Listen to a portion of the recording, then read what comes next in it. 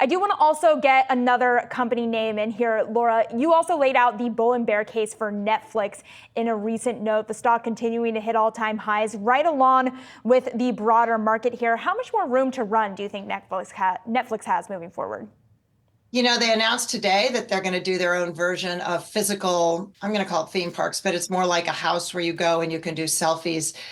They were demoing it at the upfronts where you can go and inhabit all of their hit shows in real life. So it's their version of a theme park. So they're sort of copying in a low capital intensity way. They're copying the Disney playbook, you know, more merch, more video games, more. So that's sort of interesting. They continue to do innovative things.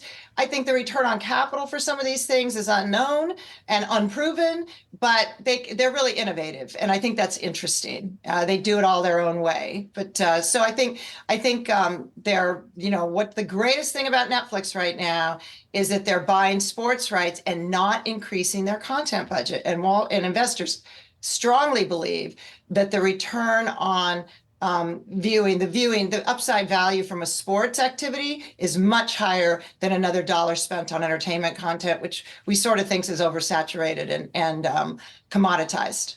Well, as you mentioned, live programming, a big catalyst for Netflix. But to me, profiting off live programming sort of requires advertising, and sports itself just sort of requires advertising within it.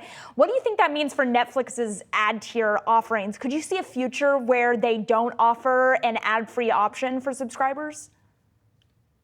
So the Wall Street loves dual revenue streams. No, I think all these streamers will end up just like the cable business was, 50% ad driven, 50% subscription driven. It'd be silly to actually only have a single revenue stream. Wall Street hates that because of the lack of diversification. So no, I cannot see that. Whilst there are customers who will pay a lot of money to not have ads, usually rich people. So no, you should offer them that if that's what the consumer wants. So no, I think these streamers, including Netflix, will end up in the end with 50% ad revenue, 50% subscription revenue. And Wall Street likes that kind of mix best.